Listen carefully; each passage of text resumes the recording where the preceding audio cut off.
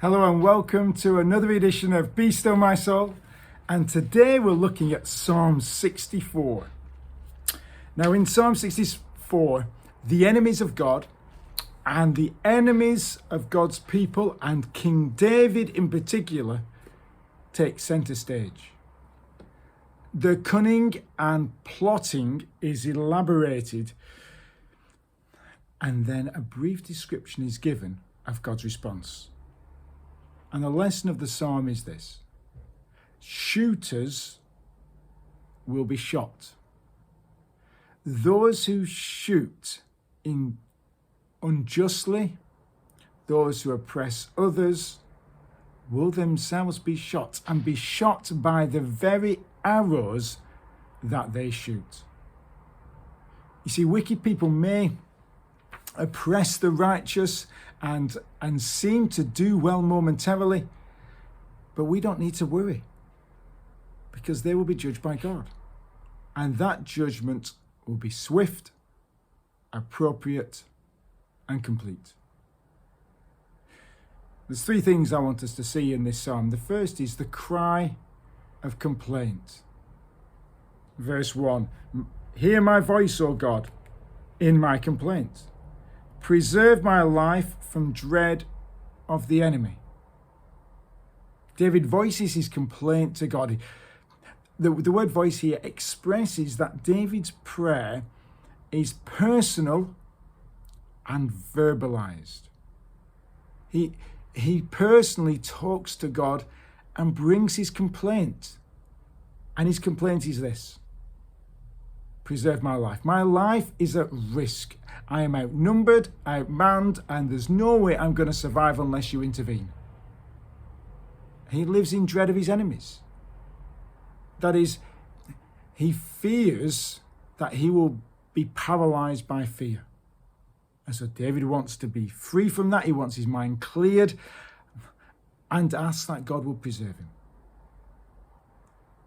And so I think the first thing we can learn from the psalm is this: when we're in trouble or difficulty, we should bring our complaints to God.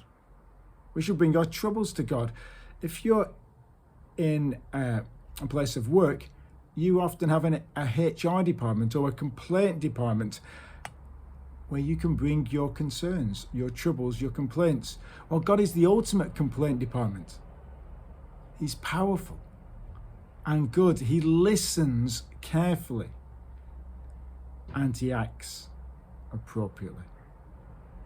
But second, we see the camp of the cunning.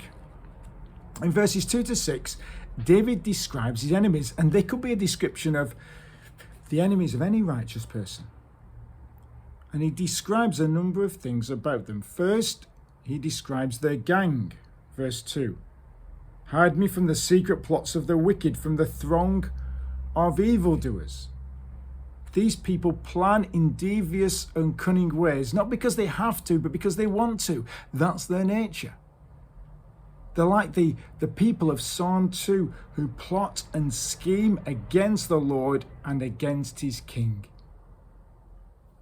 Second, he describes their weapons. Verse 3, who whet their tongues like swords, who aim bitter words like arrows. Their weapons, the arrows, are their words. They try to bring down David by what they say. They try to be accurate, not in truth, but in how their words might sting most and bring him down. They're just like the devil, who uses words, uses lies to bring us down. In fact, they practice how to say things so that their words can have the greatest effect. They whet their tongues like swords. Third, he describes their methods. Verse 4, they shoot from ambush at the blameless, shooting at him suddenly and without fear. Their methods are not honest. They act undercover. They are the people who leak confidential documents in order to diss people's reputation. And fourth, we see their thoughts. Verse 5, they hold fast to their evil purpose. They talk of laying snares secretly, thinking, who can see them? They search out injustice, saying, we've accomplished a diligent search for the inward mind and heart of a man or deep. They're not interested in truth. They're not interested in evidence. They deliberately act unjustly, and yet they think they're in the right to do so. They delight at having concealed their tracks. They don't think anyone will see, and they're sure and certain that no one will judge. Well, David's honesty is so helpful to us. There are many people who act like this.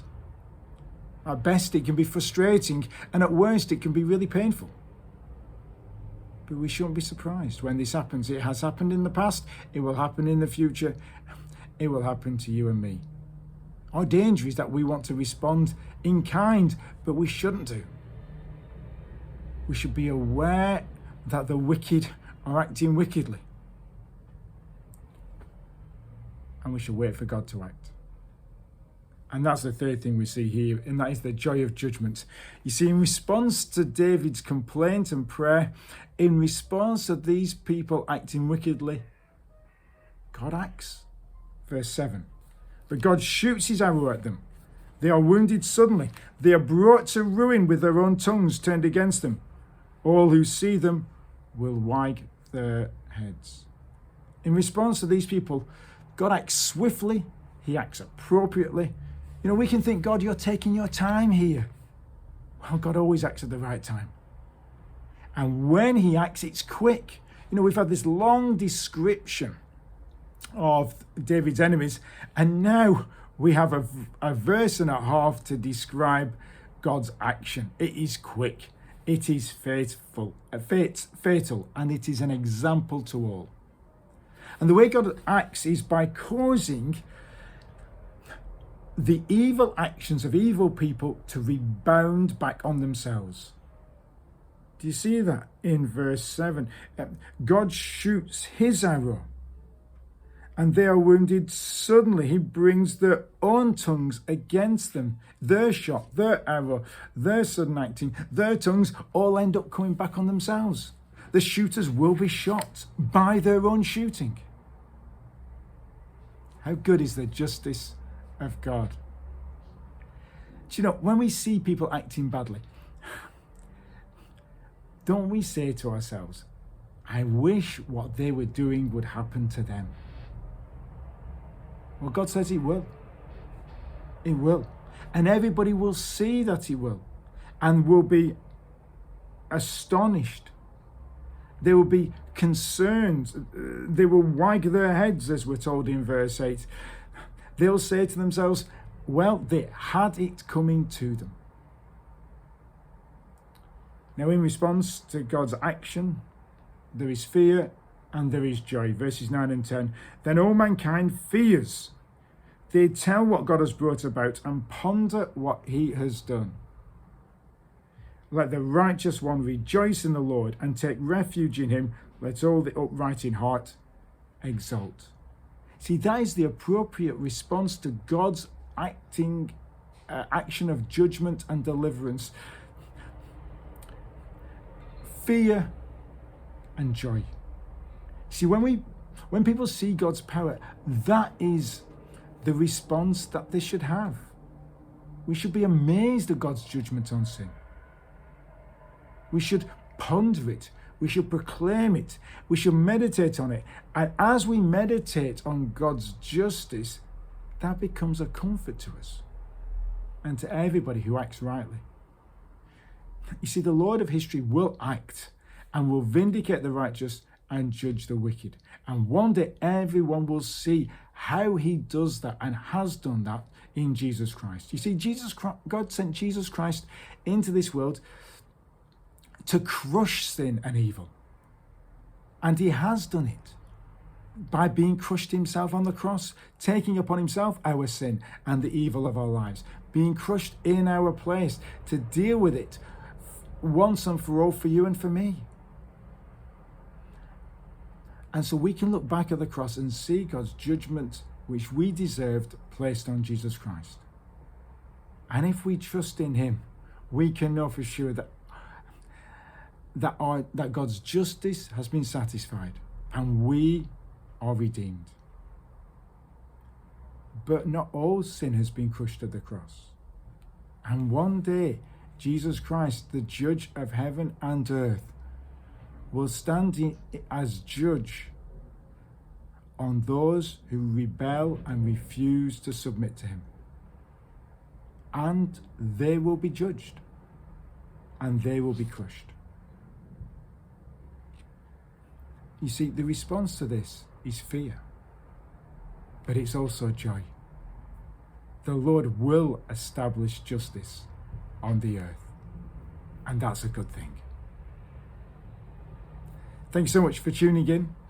Till next week, God bless.